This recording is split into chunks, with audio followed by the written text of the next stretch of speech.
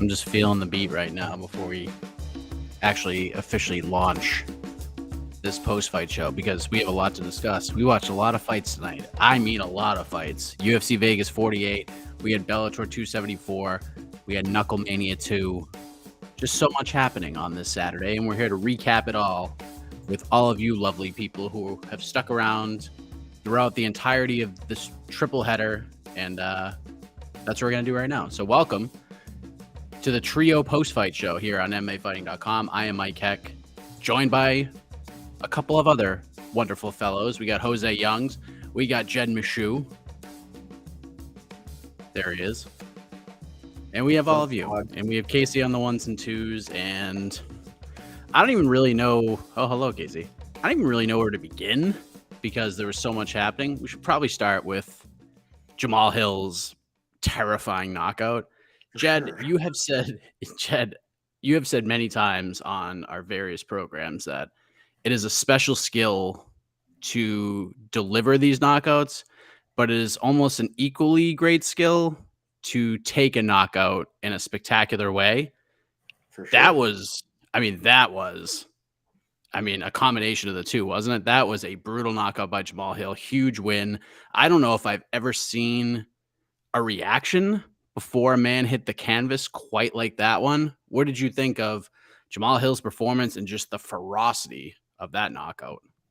Dude, it was awesome. I don't know, there's not a ton to really say about it other than I have never seen a human body do that unintentionally because, I don't know, his body seized up and then, spring-loaded itself back into the cage. I have no idea how what physically occurred just did.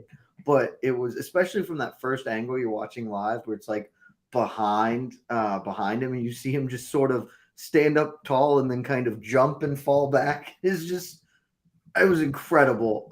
It's one of the Alexander Lee and I do a column every Friday called Missed Fists about, the regional MMA scene and highlights.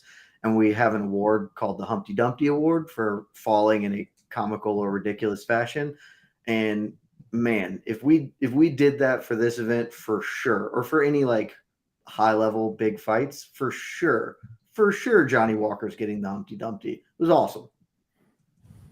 What did you think of it, Jose? I mean, not only was it just a huge win, the biggest win of the career for Jamahal Hill, but it was just a spectacular knockout. It was just one of those shocking ones. My 8-year-old had come up and was wondering why I was screaming so loud. And he saw the knockout on the replay and it said, he goes, that tall guy looked like he was coming out of a Jack in the Box, were his exact words. So what did you think of the knockout and just the overall performance of Jamahal Hill? Because this guy is a serious problem. Yeah, I'll put it to you in a way I think, Mike, I think you'll appreciate this, and maybe some of our listeners will appreciate it. I watched WrestleMania 18, and when Stone Cold Steve Austin hit Scott Hall with that stunner that we've all seen a million times, I was like, well, that doesn't really leave much to the imagination because that looks real fake because no one would ever go that high after getting knocked out. And then we saw it tonight. So good on you, Stone Cold Steve Austin. Jamahal Hill made you look like you were actually doing that in WrestleMania 18. But yeah, that was a spectacular knockout. 10 out of 10 across the board. Probably shortlisted for knockout of the year. Obviously, in MMA, I'd really have to just sit down and think about it. But that might be number one. But I know we all talked about at the beginning of this the preview show that if Johnny Walker wanted to keep his job or not be on the short list for getting axed, that he would at least put on a competitive back and forth, exciting fight. Didn't even get the opportunity to do that because Jamahal Hill just gave him a one-way ticket to the Shadow Realm, courtesy of a glancing blow. I want to say it didn't even look like it landed that flush. It was kind of like that Barboza Shane Burgos knockout where it was super delayed, except instead of going 10 feet in the air, Burgos just kind of turned into silly putty and collapsed on the ground. So yeah. Bizarre scene. Jamahal Hill is a bad dude. I'd probably slot maybe just outside the top 10 right now for going off of rankings and who was ranked and who he beat and so on and so forth. But good on you, Jamahal Hill. You're right outside the top 10 at light heavyweight. Yeah, he's a guy that I definitely can't wait to see again. And I mean, how far do we want to take him, Jed? Because you want to be careful with a guy like that, but at the same time, starching Johnny Walker like that in the first round in such a vicious way, you almost want to just see what's out there. I mean, there's perfect litmus tests for him. There's the Volkan Ozdemirs of the world. I've seen a lot of different suggestions from that to Dominic Reyes, Anthony Smith, some different names being thrown out there. How high would you be willing to see him go right now in terms of his next opponent after this win? Oh man, I don't know. Because it's hard. I think we feel we're ascribing a lot more importance to knocking out Johnny Walker than there probably is, just because we all love Johnny Walker because the things Johnny Walker made us feel at one point in time, and the fact that like Johnny Walker was 1 win away from challenging for a UFC title, but he's 1-4 in his last 5. Like I think this is going to get Jamahal Hill ranked in our rankings at the end of this month, but I don't love his chances against any guy like way up there. So I don't want to move him up too fast. You probably still need to give him somebody though. Like, I don't know. Is Thiago Santos fighting somebody? I feel like Thiago Santos probably wins that fight, but it's a fight I'd watch. He's fighting Ankalaev. Oh, well, then he can fight Thiago Santos after Santos loses to Ankalaev. That seems like a good way to go. So sure, do that. That's the booking I'd give him. And we talked about this on the previous show. We talked about it was brought up on the pre-fight Q&A, Jose, and you said to ask you after the event. So where does Johnny Walker go from here? Because like Jed said, 1-4 in his last 5. This is kind of a must-win for him if he ever wanted to climb the ranks. Is he on the chopping block right now? Are we really going that far? We'll go to you. We'll go to you in a second, Twitter Spaces. Who should Johnny Walker fight? Or where should he go? Is his job on the line now? Is there a chance? I mean, in this hypothetical world, like if I'm gonna say he gets one more fight just because like he has the possibility of at least putting someone over in wrestling terms in spectacular fashion one more time, like Jamahal Hill. I don't know. Dominic Reyes could be one to get Dominic Reyes back in the win column. I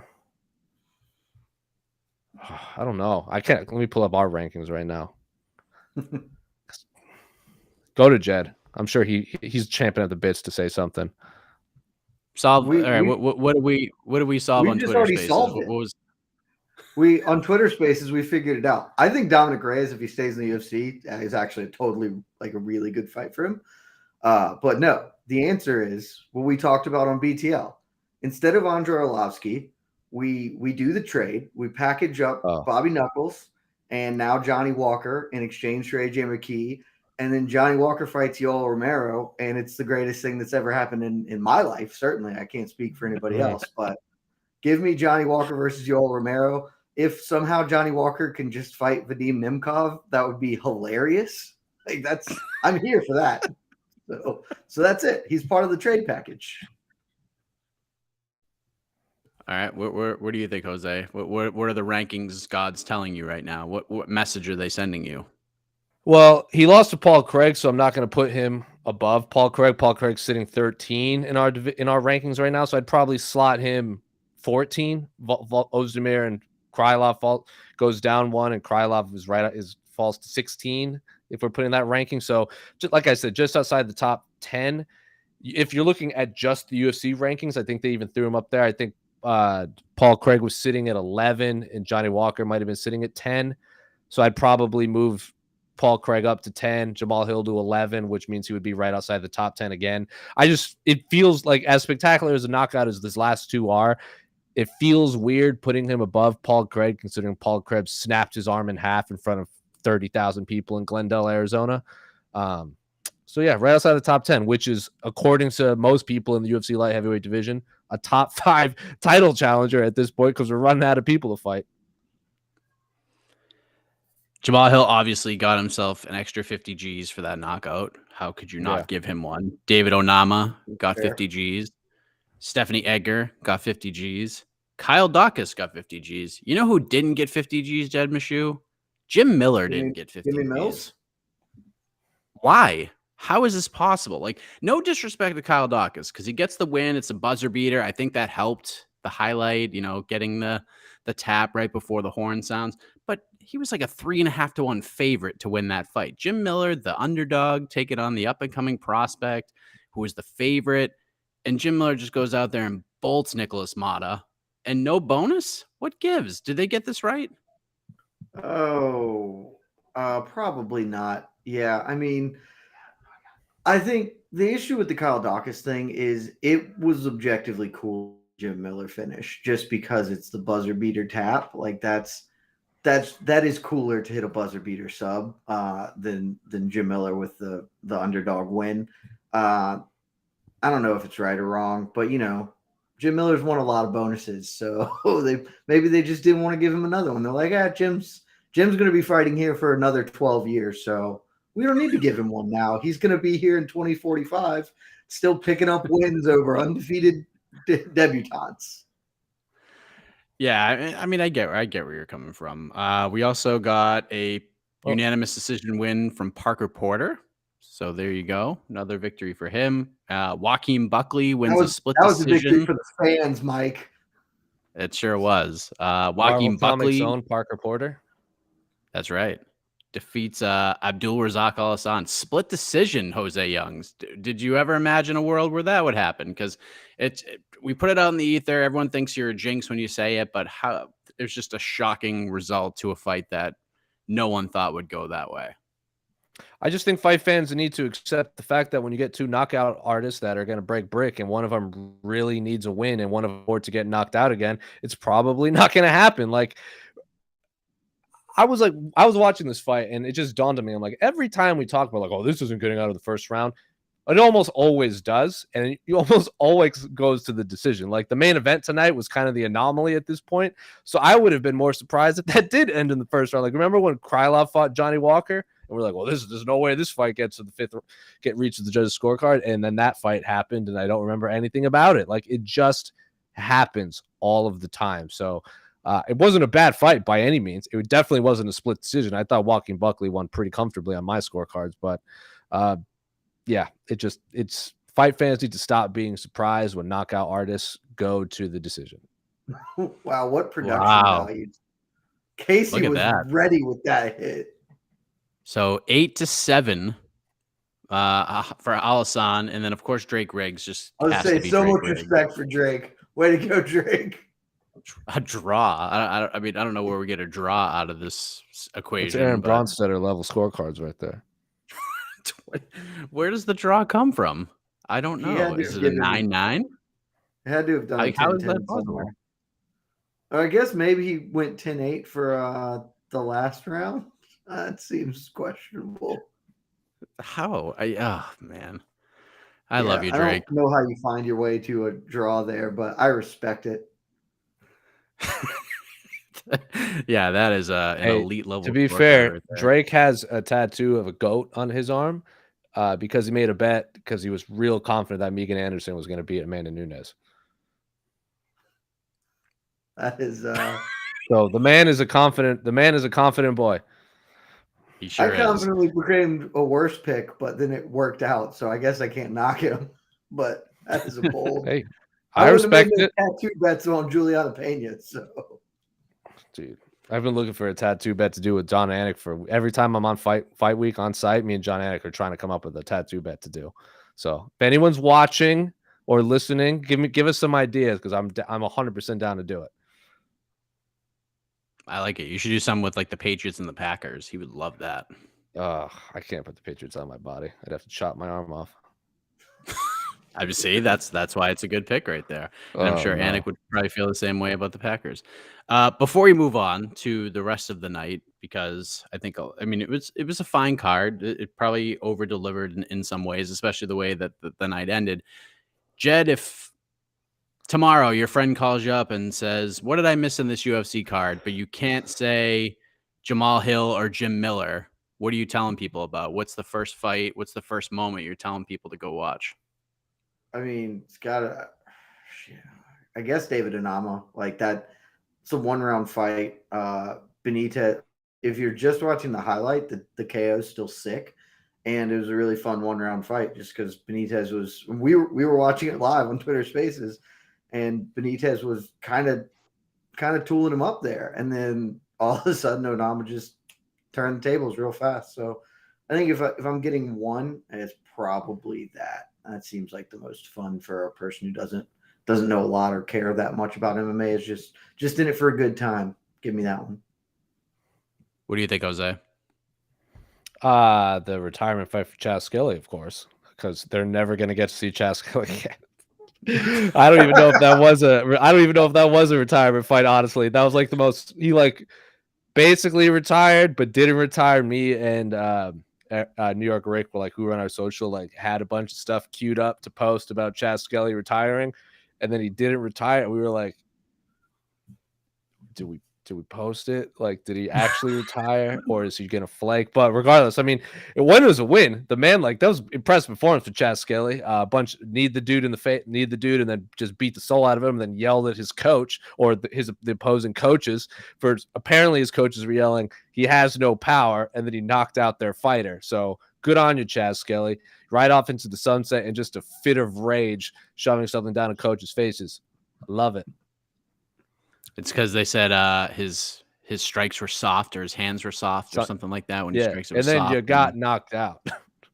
Yeah, not to be good. Fair, not he a good knocked look. him out with a knee, not his hands. So Hey, man. just saying, technically they're not It's wrong. all appendages. I mean, yeah. I mean, he landed the shots to end the fight. I mean, who knows? But good win for Chad Skelly, and perhaps his last fight. Apparently, he is doing some roofing now, which good for him. Getting into the roofing business. And he said, if the UFC wants me back, then I'll do something that's interesting. So he like shut the door, didn't lock it. So I don't know. I have a feeling we're going to see him again. Might not be for a while, but I think we'll. Can you just imagine this in like a real sport? Like Eric Weddle, who came off the bench to win or like off the street to win a Super Bowl with the Rams, whatever. What if Eric Weddle was just like, yeah, I don't know, I was at a landscaping business I was doing, and the Rams called me up. It's just unbelievable that's like a thing that is very commonplace. He's doing roofing now. That's what he's professional fighter, biggest league in the world. Hey, he's doing roofing, so maybe he'll fight again, maybe not. He's got a real job. Yeah, I'd love to interview him, and I have so many questions. Glory to Paula gets a victory, snaps a 2-fight skid. That was actually, I know you weren't a huge fan of that fight, Jed, but good technical striking there. The Ann Hellinger Strader fight was fun. Chad gets the win. Jonathan Pierce, Christian Rodriguez was fun. I think Christian Rodriguez is going to be a giant problem for a lot of guys at 135 if he can get down to 135 and do it successfully, because he missed on the Contender Series, and that's a big no-no. And good performance from Mario Batista against Jay Perrin. So looking forward to see Jay Perrin on a full camp, and we'll see what happens. So that's the UFC. They're back again next week with Islam Makhachev versus Bobby Green. Good on Jonathan Pierce for winning, honestly. That's a crazy fight. It was a really good fight. We should talk about Jonathan Pierce, because at one point he was 4-3, losing on Bellator Monster Series. Remember when they did that? They had like the fights at the Monster Truck rallies. He was 4-3 and losing on that, and then he gets Joe Lozon and gets basically big brothered in his UFC debut. Now he's on a 3-fight win streak. Good on you, Jonathan Pierce. Yeah, dropping to 140. He is a tank at 145. Good God, massive. He's so much bigger than everybody. He's a giant. But good win. Christian Rodriguez, great debut against up a weight class against a huge featherweight, and almost got it done in the third round. Almost got the nice comeback. So looking forward to see what is next for him. And then the UFC's back next weekend. Good card. Some really good fights. Arman Tsarukyan versus Joel Alvarez is on that card. So there's a lot to look forward to outside of this main event. Jed, I got to be honest with you. You are our Bellator guy tonight. Outside of the final 90 seconds of the main event, I didn't see any of Bellator, not 1 second of it, because I was covering BKFC and trying to watch the UFC at the same time. So main event, for those who didn't watch it, describe the main event, which Logan Storley won via unanimous decision over Neiman Gracie. The main event was not a bad fight. It was Bellator's first 5-round non-title, non-tourney fight, and we went all 5 rounds. It was the classic 2 grapplers meet, and we have a kickboxing match, which Mauro Ranallo was just more than excited to talk about, as if this was something new and novel and not something that has happened since the history of this freaking sport. Basically, Storley got an early lead because he is a better athlete than Neiman Gracie, and Neiman Gracie couldn't take him down. And then as the fight went on, it was really boring until the fourth round. The fourth round was awesome. Gracie caught Storley with a counter right uppercut coming in, hurt Storley, may have broken his orbital bone based on the post-fight interview. Storley was in all sorts of trouble, but Gracie couldn't finish. And then Storley cracked Gracie with an overhand and had dropped Gracie, had Gracie in all sorts of trouble, couldn't finish. The fifth round, they were both pretty gassed, but they still kind of kept up a good work rate, and it was fun after the fourth round. The first three was really mediocre kickboxing that Storley was winning with volume, and that's sort of just – and then Storley ended up taking a pretty clear unanimous decision, although the judges were interestingly split with a 48-47, 49-46, 50-45. So we had the whole gamut of scores for Storley there, but I think he won at least 4 rounds. So, yeah, it was really good. I mean, it was way better than it could have been, I guess is the way to say it. And Logan Storley looked legitimately really improved, and that dude is a problem at welterweight. He's maybe not the most exciting guy, but that dude's a problem. What stood out to you, Jose, from this Bellator? I think I know the answer, but what stood out to you about this Bellator card? Well, there are 3 people that stood out to me. Obviously, the co-main event, I talked about him a lot on the previous show. Andrei Korskov remains one of the more underappreciated welterweights on planet Earth. He's only lost to Douglas Lima, who he's beat. I'm pretty sure, he's beaten him too. Because they were kind of trading the title back and forth for a long time. It was kind of like Pitbull and Daniel Strauss and those early 2010 Bellators where they just kind of reigned supreme at the top of the division. And then Ben Askren and Lorenz Larkin. The man just ate Chance Count. Hit him with a body, a spinning back body kick. Chance tried to lock up, and then his body just shut down on him. And then he just mollywopped him on the ground. Calls out Paul Daly for London. Paul Daly has been begging for a big name to co-main event that card. Inject that fight into my veins. Korskov versus Paul Daly. I need that real bad. Obviously, Brennan Ward, I'm sure Jed's going to talk about it because that was a perfect setup fight for returning Brennan Ward. Obviously, I tweeted that I was happy enough that he was alive, let alone fighting in MMA. So that was just a good story all around. And then I don't know if Jed watched it or I don't know if you heard about it, Mike, but Deanna Bennett absolutely mollywopped Justine Kish. That was about as one-sided of beat down as you can get. So when I was going through, I was doing UFC Twitter reacts for the main card, and there were actually a lot of fighters tweeting about Deanna Bennett just absolutely beating the brakes off of Justine Kish. I think there were even some 30-26, 30-25 scorecards in there. So those are the 3 most impressive performances outside of the main event in my mind. Plus Deanna Bennett, her fight kit was that worked for me. I thought it was sick. I thought her kit looked sick. So nice, Casey. I just want to chime in real quick. I'm glad you mentioned her fight kit because if you're interested, she also makes a bunch of pro wrestling outfits too. She's a really good. Her name is Isla Defila, and Google her. She does. She was on the PWG squad. She's coming. She's a great person. Yeah. So I don't know anything about pro wrestling, so I was not setting Casey up for that, viewers. But that fight kit was legitimately sick. She does the Young Bucks and Shayna Baszler's wrestling game. She's done a bunch of pro wrestlers. Yeah, so that if you're wondering why it was so awesome, that's why. Makes sense. Good win for Adam Piccolotti, and let's talk about Brennan Ward. Jed, you watched it. Looks like second round. What was it? Second round TKO according to Topology. Second round TKO.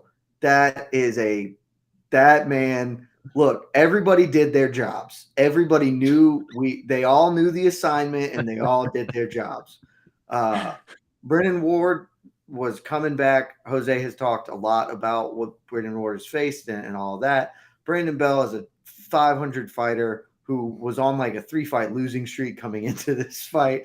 Brandon Bell's job was to come in here and be a body. He was just be a body, and everybody knew it from Jump Street. That whole crowd could not have been the biggest pop by far was Brennan Ward. Not like after the win, even like his walk to the cage, everybody was there for Brennan Ward. This was the Brennan Ward show in Uncasville, and immediately from the fight, like you immediately knew what was going to happen because Brennan Ward was operating on a different speed than Brandon Bell. It was like he was turned to like 1.5 and he just battered Bell, like just pillar to post. The fight should have probably been stopped at the end of the first. There were opportunities that I don't remember who was reffing it. There were opportunities to jump in, but Bell did just enough to stay alive. And then Ward spent some time on the back and didn't just go flat and out and hammer him. Done. Bell's corner shouldn't have sent him out there for the second round. I feel like they knew what they were doing. They just were like, yeah, we know that we shouldn't send you out here, but no one wants to see Brennan Ward win it on the stool in his comeback fight. So just go out there, first punch he lands, fall over him, and it's a wrap. Brennan Ward storms across the cage, punches him real hard in the stomach, Bell falls over, fight's done. So sure, it's technically a second round stoppage, but only in the strictest of terms. How was the broadcast overall, Jed? Because we talked that's one of the was it awful? It was so poor. Like I just don't. The fights themselves are pretty good tonight at Bellator, honestly. Like, you know, not everything's a hitter, but not everything's going to be when you have a 13 fight card. But it is laborious to watch all of their production. Every aspect of it is a tough hang. Like, and I'm not the only one. I got a bunch of tweets from people being like, how come after every fight we get 20 minutes of Josh Thompson doing stuff? Like, just there's no momentum. And then the actual fights, John McCarthy and Morrow are like stuck in 2002, and it's such a tough hang. Like, aside from the fact that we legitimately got a 10-minute promo package before the main event that wasn't diving into the histories of Neiman Gracie and Logan Storley and what they're about as people and trying to build them as promotional entities or anything. You know, it was just straight up like wrestling versus BJJ. Yeah, this is what we're doing. We're going to talk about this. Like, let's talk to the ASU wrestling coaches about this because Logan Storley went to Minnesota. Like, I don't know what we're doing here. This was an event in Uncasville featuring a wrestler who went to ASU. Yeah, Ryan Bader is your heavyweight champion. He went to ASU, but he wasn't fighting. I don't know what we were doing. It was like we were trying to explain to the audience what wrestling and BJJ are, and it was just awful. And then immediately, like, one of the first things Morrow says is just like, oh, Logan Storley learned how to kickbox. Whoa, like, he's been an MMA fighter for like 7 years. I hope he knows how to kickbox by now, Morrow. It was just awful, and I want them to do better because the fights themselves were good, but everything else was really, really tough. Of course he knows how to kickbox. Henry Hooft is like one of his head coaches, for God's sake. He's been in Sanford MMA for like 5 years. Robbie Lawler and stuff. Like, there was a story that he looked way better on the feet than he ever has. Like, legitimately, he looked pretty improved, but it was not, oh, he's using his wrestling in reverse. Oh, we never saw this coming. Like, no, man. It was unbelievable how the storylines, like, John McCarthy was so hung up on the fact that he didn't shoot a takedown. I thought he was going to have to take Neiman Gracie down, but he's not doing it, Morrow. He's just boxing him up. Yeah, Neiman Gracie's not a good striker. Like, I picked Logan Storley to win, and I did it entirely because, like, Logan Storley is a better athlete, and Neiman Gracie's not a good striker. So, like, all he has to do is spam overhand rights. He's going to win the fight. Incredibly frustrating to watch. So I missed a good one, huh? You missed something, man. Yeah, the fights themselves are really good. Like, yeah, really good. Yeah, they interviewed the ASU wrestling coach and John Crouch, neither of who had any involvement in the main event. I forgot that John Crouch was the other person that was like. What are they? I'm fairly certain they just shot that when they were in Phoenix, like a couple weeks ago, and because everyone keeps asking, like, oh, why do they always throw up the diamonds from the MMA lab? And I tweeted it It's because it's a Gracie gym.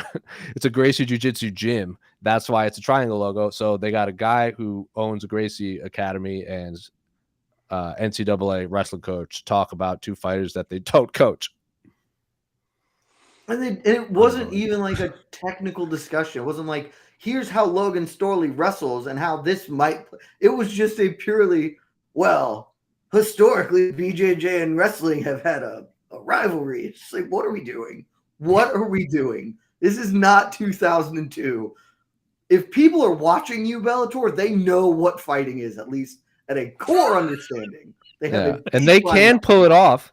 Because the promo package that they put on for Brennan Ward, where it was just him sitting in a dark room talking, I thought was like genuinely captivating. That was by far their best thing they've done. Yeah, and it was so simple. Like, and I can like actually remembered like things. He's like, people don't live after doing the amount of drugs that I've done. I was like, damn. Yeah, that is an intense statement, and you're about to fist fight a human being. Yeah, it was. It's all so, and especially after like going into it, it made sense. But watching it, why Brennan Ward wasn't the co-main event is mind-boggling. Like, obviously, I don't hate better, but that was. I don't hate the placement. I don't hate the placement because I feel like we see it in wrestling where like you get this epic fight and then like everyone or epic match, then you kind of need a quote unquote like palate cleanser. Because everyone is just so emotionally exhausted. Like when Gaethje Chandler kicked off and then but like when Gaethje Chandler kicked off the pay-per-view and then they had just the second best fight of the night happened to be Shane Burgos, Billy Q, and no one cared. It's tough to come down from that for sure, but just like it was just weird why you had like the middling heavyweight fight to open it up when that card was the Brennan Ward show. Like don't. It is the only thing people there were. He should not fight. Interested or cared about. He shouldn't fight anywhere else but Uncasville, at all, unless they actually like go to Massachusetts. Yeah. Like, or they go to like Bridgeport, Connecticut, or something. Yeah, sure. He needs to anywhere. Stick him in New England. 100%. Davion Franklin gets a win. Speaking of scorecards, what the hell is that all about? A 30-27, a 29-28, and then a 29-28 the other way. What happened? It was a bad fight. Like, it's not indefensible to score the fight for Soma. It's not good. Like, it's just not good, but it's not indefensible. The fight, Franklin swung and missed a lot. And I'm not talking, like, he swung like baseball throws. Like, throwing fastballs from the mound and missing by a country mile. And like, nothing really definitively great happened in the fight, frankly. Like it was clear that Franklin was the more powerful, better athlete. And that Soho was pretty not interested in getting hit by him, but didn't really generate a lot of his own offense. So it was just, that was weird, bad heavyweight MMA. And both of those dudes are ranked heavyweights for Bellator. Incredible. Good win for Nick Nyquil Brown, stopping Mandel Nalla. It's a very good win. Jalen Bates, another finish of Christy Sinel. He's 5-0 now. Fighter, dude. That kid's gonna be good. Bobby King just halting all these momentums. Did it to Nick Newell. Now they throw Aviv Ghazali in there with him, and Bobby King just from what I understand, he put a whooping on him. So good win for Bobby King, the guy, the wily vet. We need to talk about that for a moment because some real fun shenanigans happened in that fight. I'm gonna butcher the name because I'm not good at saying. Aviv Ghazali, he's like hurt and in the corner, and they brought the doctor in to talk, and he speaks English. Like he knows, at least understands core competency what is happening, and he's just like, "No, get the translator, man. I don't understand." So they bring like the translator to buy time basically before the doctor finally calls the bout. But there was like a minute there of real, no, he doesn't speak any English, and John McCarthy's just like, yes, he does. They're lying. It was wild. Yes, they both do. Him and his dad both speak English. I've interviewed both of them before. John McCarthy on air is just like, he speaks English. I don't know what they're talking about. It's the one good thing John McCarthy's ever done because that was incredible television. Just like they're just lying to buy time. Call it out.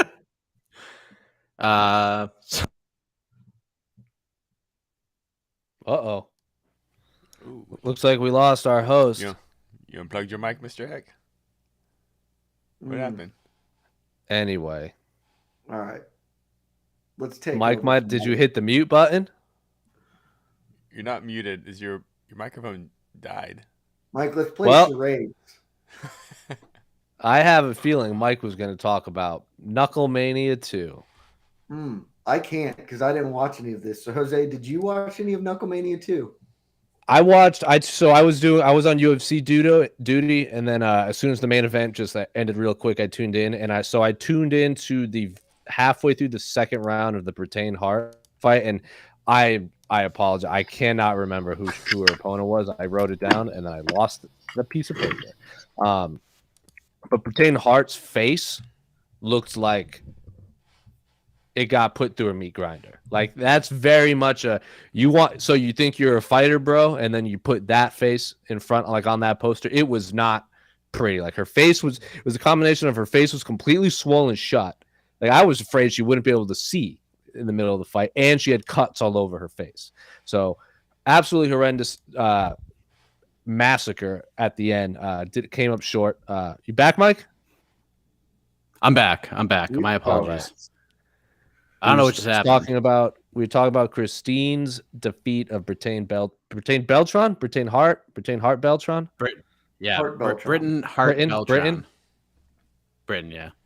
Yeah, that was it's a good fight. It's a good fight. She got busted up down the stretch. It was a good fight. Brennan Hart won the first round, I thought. Yeah, it was good fight. Britain's tough. She looks up to Christine. It's Christine already beat her, so there's a history there. Yeah, it was a good fight. Christine's just an animal. It's like she's just built for this sport. Brennan Hart's a great personality for this sport. It was a fine fight, but not the storylines that really stick out, because we had Mike Perry make his BKFC debut against Julian Lane, gets the victory. Fun fight. Both dudes bleeding like crazy. But Chad Mendes goes in there and just puts the fists, the ungloved fists to the face of Fames over and over and over again. Just drops him multiple times. It should have been ended Fames a lot sooner. He dropped him like 3 times. I'm like, stop the fight. It was at the point where Fames, like to his credit, just did not like if you gave him those 8 seconds, he was standing up. And I'm like, dude, just stay down. Throw in the towel, do something. Like he's too tough for his own good. And then finally the ref like mercilessly saved him. And like they kind of panned over to him and he was like, thank God. Like I can't keep doing this anymore. He would have kept getting up. You're right. He saved him from himself. I will say, because I watched that fight actually, because that was when they had that massive break in Bellator. So I actually got to watch the Chad Mendes fight. The dude hits hard. He clearly has the gas tank, and he has like, how would I describe it? Like he has the balance and the footwork and everything. He throws way too many haymakers. Like he throws a lot of looping punches. The second he fights someone that knows how to avoid that, it's going to be a long night, I think. Like someone that can actually box, it's going to be tough. Like Chad Mendes should put away 99% of the roster at that division. But if he goes up there as someone that can avoid that, I think it's going to be a rough time because he was winging shots at some point. Yeah, he called for a title shot after the win. Who would fight Luis Palomino, who just beat Martin Brown in the main event. But Luis Palomino's like, nope, Chad's got to do more. I know it's a money fight, but he's got to do more. And then he called somebody else out, and I lost interest after he said he wasn't going to fight Chad Mendes. Is there some long he beat a musician? Bare knuckle success? You know who called out Chad Mendes after their last win before tonight? Who? Luis Palomino. He called him out before tonight. His win before tonight. He goes, I hear Chad Money Mendes is joining. And now, like, what are we talking about? Just make the fight. You asked for it once. Chad Mendes asked for it. Just do it. Just make the fight. You silly, silly people. That's incredible. I love BKFC so much. Like I really do. It's just lack of it's just- run-ins. It's like a new world. We didn't need it tonight with the personalities on this card. You just didn't. Yeah. So good fight from Mike Perry. You know what I want to talk about this for a minute because we talked a lot about the Bellator broadcast. I can't think of a worse product in terms of like direction, like directing a TV product than BKFC. That was bad. That's like they facts. have concepts, but I'm just like, they have that camera that just like rotates in a circle. I don't need that for an entire fight. Once at the intro, and then if there's like a crazy circle thing, like just kind of keep with it like a video game. I don't need it for an entire 5-round fight. Like when I watch bare knuckle boxing, I want the boxing angles. I want close-up shots. I don't want to act like I'm a fly just buzzing around a fight. I want to get in there. Give me that Michael Bay shot for the entire fight. Why not? Oh, I hate it. I absolutely hate it. What's worse, that or WWE broadcast? Those quick shots, man, they make you dizzy. WWE broadcast, you have like, it's like, you guys have seen Taken? I assume it's like, that I think it's Taken. Remember that scene when it's like, I think someone counted it's like 17 camera cuts for Liam Neeson to hop over a fence. Liam Neeson's like 70 and he's trying to hop a fence. You can't have Liam Neeson hop a fence in a long cut. It'll take 30 minutes and a step ladder. Dog, just have him blow up the fence. If you're gonna use budget, just have him blow it up. But yeah, I don't know. It wasn't great. I didn't enjoy the product. I enjoy the product. I just wish they would present it better, if that makes sense. Yeah. No, I get what you're saying. I dig Sean Wheelock on the call. I think he's very good at his job. I think he's one of the just super underrated as a play-by-play guy. Bellator could have definitely kept him around, I think. Was that He's Chris very Lytle good. that was doing the interviews too? Chris Lytle is there. Great. I like that. That's a good combination right there. Those two work very well together. It was that was a fun card. It really was. It started with a bang. Ulysses Diaz, quick knockout after getting dropped real hard early on, gets the finish. The Christine Vicenz versus Jad Wong fight was insane. That was a crazy fight. Nasty cut opens up on Masan Wong. Doctor checks it out. He's like, Doctor, like, what's so funny about that? Doctor's like, yeah, she could fight. It took him like 1 second to say she could fight. And then they looked at it again the next round and they stopped it. And then Gustavo Trujillo, I thought he literally killed a man. That uppercut he landed in the first round, that dude was down for a long time. I was like, uh-oh, that's not good. And then obviously the Faria Hart Beltran fight was fun. Mendes fight was great. Perry Lane should have been the main event. I stand by that. Still should have been the main event. And then Palomino Brown was, it was okay. But Palomino won. Clear decision. But not, of all the fights, that was probably the least entertaining of all the fights, was the last fight of the night. Yeah. In my opinion. I'd agree. But what a night of fights. Let's go to the peeps and see what they thought about this Saturday of action in the octagon, the round cage that Casey loves so much, and then the 8-sided boxing ring. All right. What we got? Yeah. Some comments on the rotating camera. Yeah. Dude, it's so bad. I don't hate the concept, but I don't need it for an entire fight. It's a camera angle you go to at maybe the beginning of the round, maybe the very end of a round, but not a chunk of the round. It's just, I don't get it. And there's so many. It should be intros and before the final round. That's it. Like that. If it gets to the 5th round, before the 5th round. I just have this theory that the production team, they spent good money on that camera, so like we're using it. I get it. That's the only reason they get. I get it. I don't agree. I was a little disappointed tonight because Dave Feldman on Facebook said that they had made the biggest signing in BKFC history and they were going to announce soon. And I have no idea what that means. Like, I was hoping they were going to announce this gigantic signing on the broadcast, because why the frig wouldn't you on your biggest broadcast of the year? I was just waiting. I don't know. I have no idea. I'm so Who excited are to they find out, signing? though. Are we going to sign Eddie Alvarez to come in and fight? Probably not. Is it Francis Ngannou? Because I would Oh. watch Francis Ngannou and bare knuckle for all of my money. That would be. I think it's my guess is Tyron Woodley. That's my guess. Oh, that's probably right. That's Okay. Oh, Sure. and then he's going to fight Hector Lombard. yeah. Ooh. That feels like exactly what we're about to get. That's fine. I'll tune in. Oh, I didn't get any questions on this, but questions on it. But Sean Wheelock said about Mike Perry. I think it was in the fighter meetings. He said, "Because like if I break my hand, I hope the bone sticks out through my skin so I can stab Lane in the eye." I just thought that was a great freaking quote. It is a great freaking man. Mike Perry, repping Mexico, apparently. Him and Bjorn Redman. Absolute hero.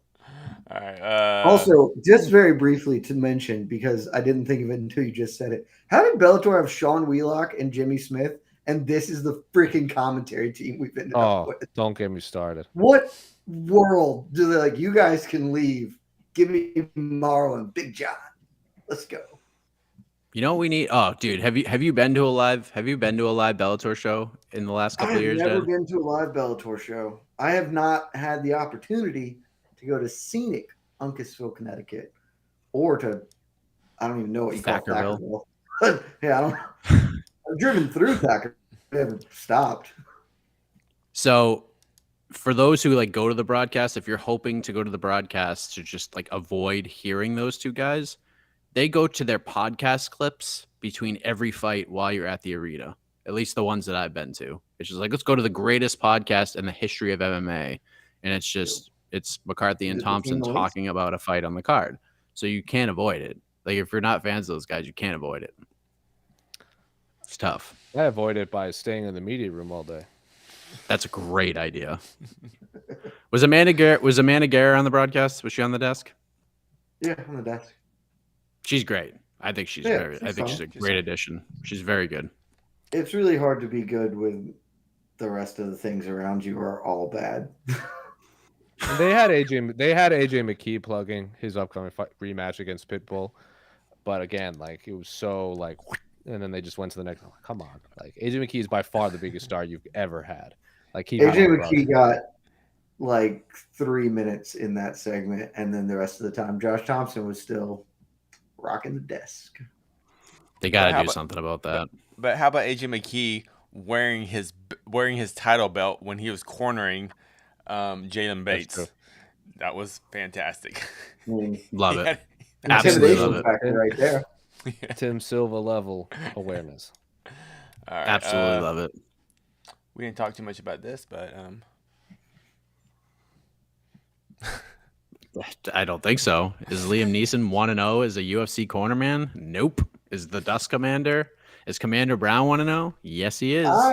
Yes, he is. I saw your tweet, Mike Heck. I saw your tweet, Dust Commander 0-1. I said likely 0-1. Likely. How do you bringing him in was great. I thought that was easily the best thing anybody did in the UFC this week. Like that is actually promotionally relevant and good on you, Joaquin Buckley. How do you 100%. Not bring that dude back with you to the presser? Like that is how you build on that. Like what are you doing? Like yeah, have the dude in the cage. Get him on the mic with Felder. Do like steer all the way into the skid, man. That's how people are going to care. I don't know. I had it all the way down and fumbled the ball on the 1 yard line. I am confident that media on site, I'm confident when I say this that they asked for him for sure. Because when I've been to UFC events, like we tried so hard to get Hasbulla to come do a presser at UFC 267 or whatever, and they were like, "We're trying," but they just didn't. Same as the Abdul. We tried to get Abdul we almost got Abdul, and then it didn't happen. And then we try. Like if there's celebrities there, we try. Like we got Gennady Golovkin that one time. Like Tyson Fury was supposed to come one time. Wouldn't have done it though. There's no way the Dust Commander would have been like, "Nah, I'm good." Maybe I don't know. I don't know Commander, so I can't speak for him. his whole vibe is getting the brand out there. How do you turn this down? We got to interview Trey the Truth in Houston. That was pretty cool. He came to media. I was the only one that asked him right there. There's no way. Maybe I'm wrong, but there's no way Helwani is not trying to book him for the MMA hour this week. There's no way. He has to be. The conversations have to be happening. In studio. Oh, my God. Dibs on Dust Commander. Calling it now. I just love how his face never changes. It's just that man has a brand all the time. That man understands branding, and he's got one, and it's awesome. And Joaquin Buckley, maybe that's why he didn't do the scrum. Doing a good thing. I will say this: my one of my MMA coaches, he does lots of kind of debunking self-defense videos. So he's done lots of videos, kind of making fun of the Dust training guy, and he actually met him. And I didn't get super good details about it, but kind of like what Laura Senko said on the broadcast, I was prepared to make fun of him, but then once I talked to him for a few minutes, I was kind of like, okay, I get it. And my coach was kind of the same way. It's like, all right, I don't know.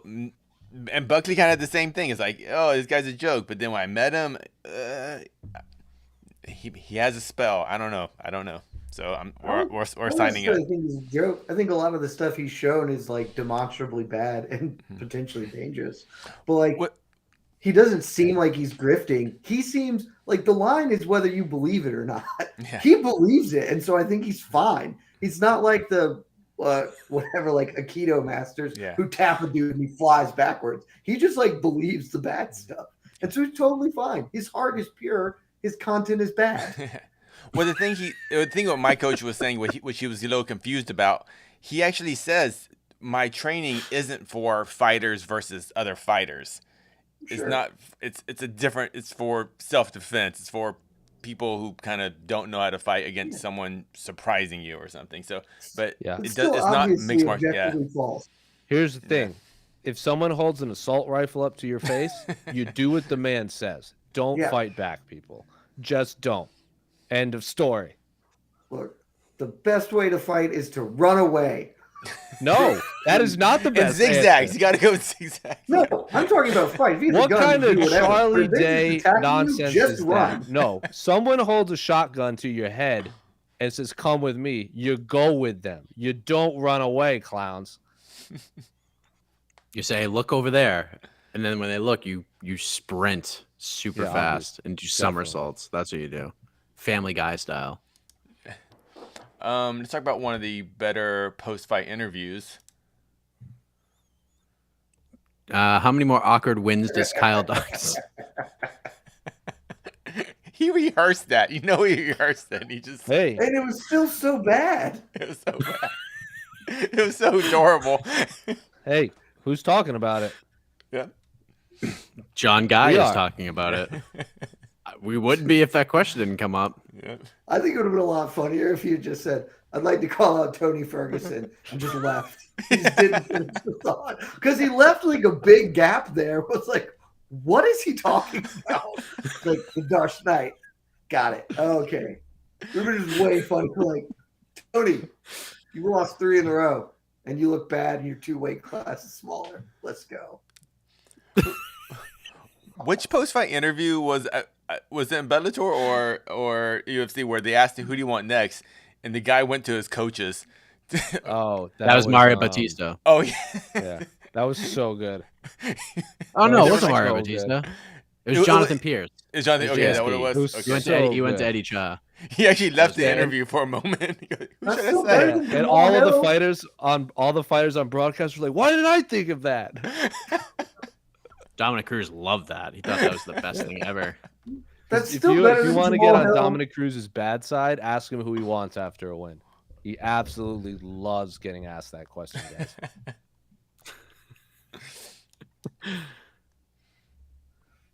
Mixed Molly Whoppery. David Sandine is just all over the place. Yeah. What did MMW do? He dropped a Piotr Jan video not that long ago. Also, Mixed Molly Whoppery dropped a video that basically just was a Sean Al-Shadi article and didn't shout him out. So do better, MM Dubs. Let me see what else we got here. I'll throw this one. And I know we don't. I know it's like kind of weird to like talk about like traffic on a website and stuff. But if we're talking about like which event people on our website cared the most about, it was miles and miles away. BKFC, like not even close. More than UFC. Oh yeah, crushed them. What does that mean? I mean, I know what you're saying, but what does that mean for the sport? I mean, I find that amazing. Is it? I think it's incredibly simple. It's a star-driven sport, and Jamahal Hill. Nobody knows who the hell Jamahal Hill is. People know who Mike Perry is. They know. Good for him. Mike Perry had a bat yesterday, so come on. Oh yeah, Jesus Christ! What about? I love bringing a bat to a bare knuckle fight. I love it.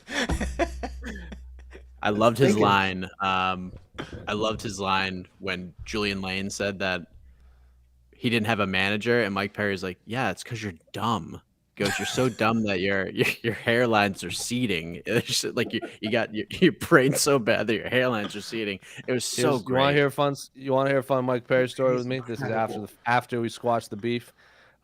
He's like, oh, because we were like kind of talking at like a media event or whatever, like off camera, and he kept telling me that he wanted to wear Mexican trunks, even though he's not Mexican, because his baby mama, I don't know if they got married, but at the time baby mama is Mexican. So he's like, I want to represent her country, and my favorite boxer is Roberto Duran.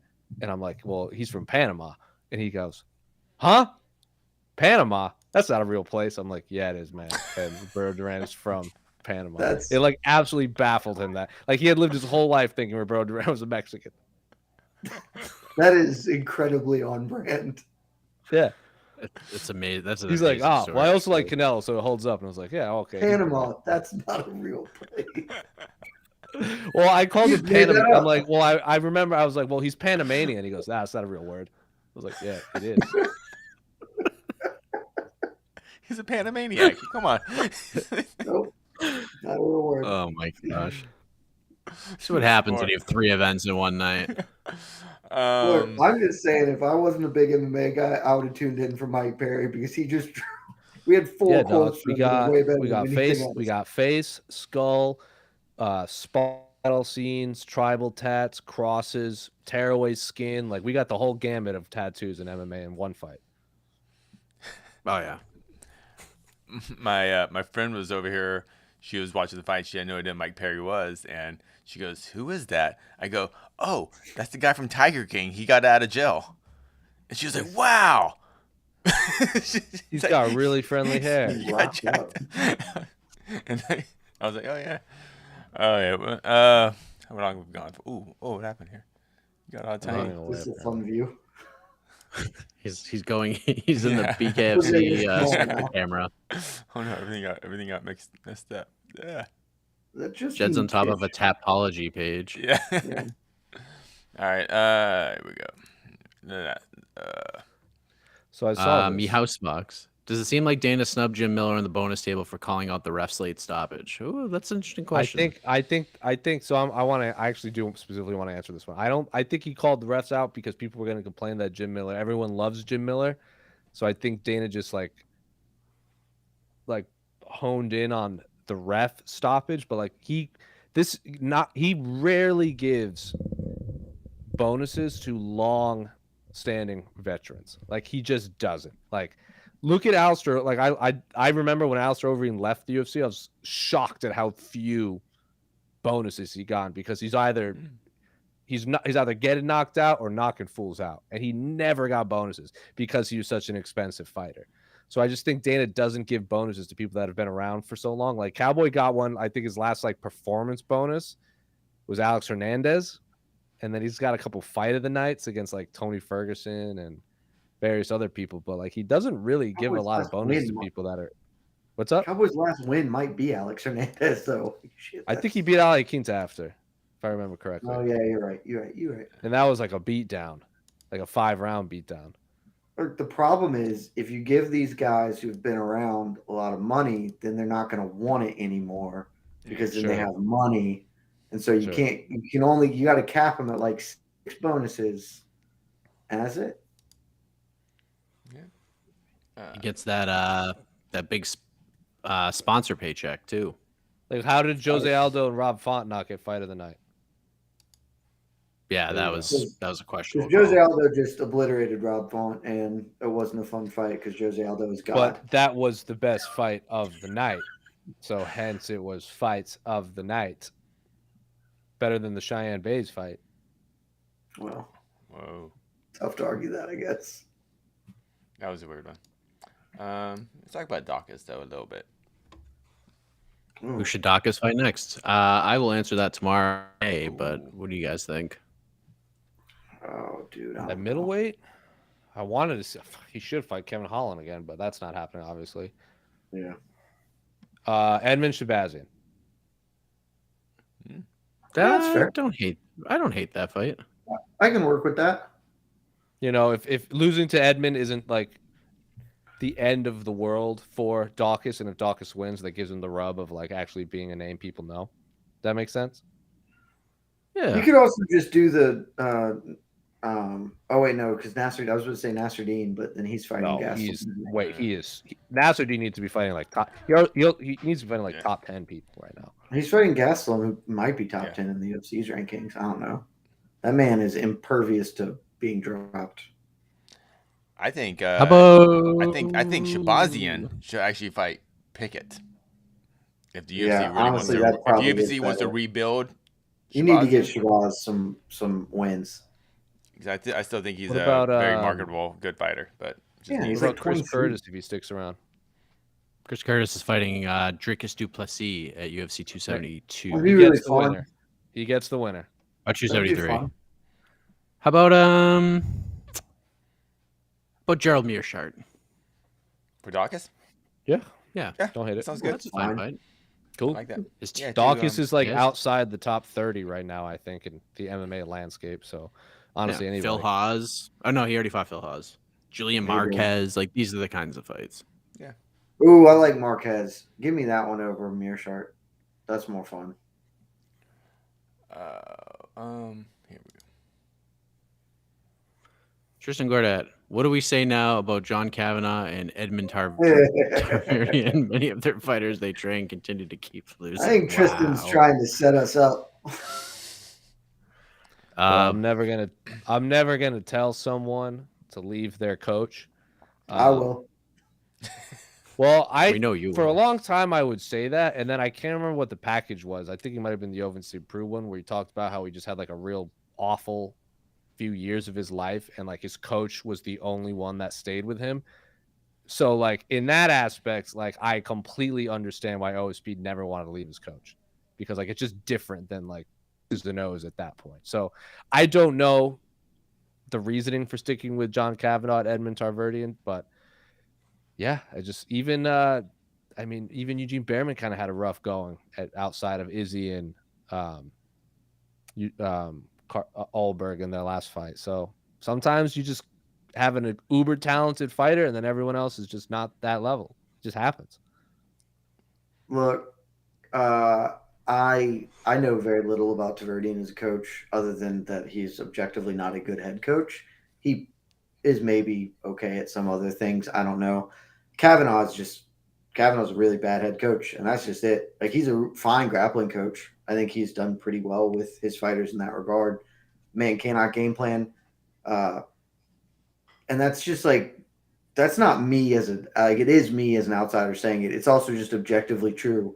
Because remember when Conor fought Floyd and they were like, we did not know that Floyd could fight going backwards. We didn't know that could happen. Just like, okay, how do you not know that? Like, he's not good at game planning. Like, he is a grappling based coach, and I think he's pretty good at that actually, because Conor is a way better grappler than people give him credit for. But he's not a head coach. So if you want to stick with him, okay, for some parts of it, but you need to go for a broader game plan, or you need to be a hyper athlete like Conor McGregor, or you're not going to maximize your tools. I think fighters should leave their coaches all the time. Like, I know there's a lot of personal stuff going into it, like Jose said, but you don't have to leave them because you hate the coach, but this is a results business. And if you aren't getting results, you have a finite window and you need to find a place that will get you the best results. And maybe that means you move around for a little bit, but look, Johnny Walker needs to get the hell out of SBG like right now. I don't know if that makes I think that's really all that needs to be really said. Yeah. Yeah. I don't know if that changes how his trajectory has gone with these last few fights, but that is not the place that's going to fix him. He needs to go for undoubtedly needs to go. Was he a TriStar before SPG for like a hot minute? I thought he was just was he in the UK? I don't We know. also did a bunch in Russia too. Like he's bounced around. Plus his like fiance lives in Dublin. So I think that's why he's sticking around. Yeah, I'm sure that would make sense. It's just that just ain't the team, dude. You're a talented dude. Any team will take you. Go find somewhere. ATT. Screw it. Like who cares? ATT has 1 billion coaches. One of them will figure out how to optimize you. Specifically, they have a lot of coaches that can speak Portuguese too. They also, yeah. Yep. Okay. Good And for you know Jim Miller. Jim Miller's going to be a good ass coach when he wants to. Just go work with him. Do anything. Yeah. Right, Yeah. I mean, yeah. There's some very good coaches out there that can hone Honestly, what Johnny James Walker Krause does. would be a really good fit for him. I think that would be a really good fit for He kind did of a lot what for he was Gallagher. doing. Yeah, I think that he could do a lot with the raw tools that Johnny Walker has. If I was picking a coach, that actually is where I would put him. I would like to see him work with Brandon Gibson a little bit, just to, like calm him down a little bit. Just take that chaos and hone it in like the right way. He does such a good job with Aaron Pico, man. Albuquerque might be good for Walker because there are a lot of bigger heavyweights and bigger guys to train with down in Albuquerque, so that's a possibility. Yeah, but yeah, Dublin just isn't working. Fight ready, Johnny Walker. Fight ready, yeah. Fight ready's not bad. Yeah, they're good. They're obviously great. And look at the killers that are in that freaking place. I think we've decided that anywhere but SPG. Yeah.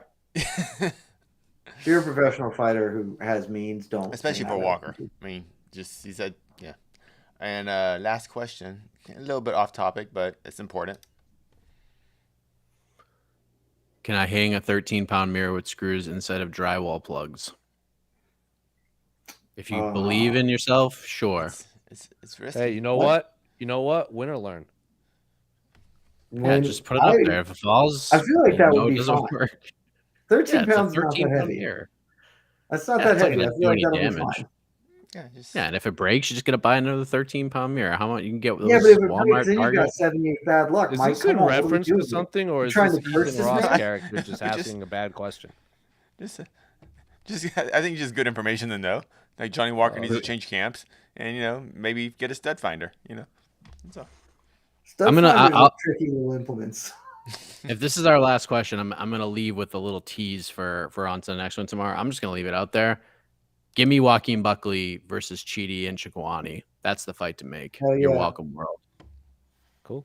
That's it. That's the one. That's the fight. And no other fight makes sense. I like it. Man, I just want that Korskov daily fight now. That is such a good call out. Fighters gotta be the co-main event and have the right name because that was awesome. I want to watch that. It's gotta be. Sure. And Daly said he's not. What is the co-main event? Unless it's the co. Right now it's Lima and who's Lima? Jackson. Jason Jackson. Yeah. Which doesn't need to be on the card. Not that card. Why are you doing that? Yeah. Do that elsewhere. Fools! Put Paul Daly Korskov on the co-main event and let Douglas Lima fight in like California or Florida. You had an event in Florida before. Like fools, all of you. Yeah, what? I don't understand that at all. Come to Atlanta for Douglas Lima. Because they're like, oh, if someone gets there, we need backup. Well, guess what? You got a backup in Korskov. He's fighting Paul Daly. There you go. Yeah. We're just saving Bellator every single show. On to the next one, José Youngs. Closer. We're trying, man. They ain't listening, but we're trying. Scott Coker, pick up the phone, offer AJ McKee right now for Bobby Knuckles and Johnny Walker. You could do so much with Johnny Walker. Good night, everybody.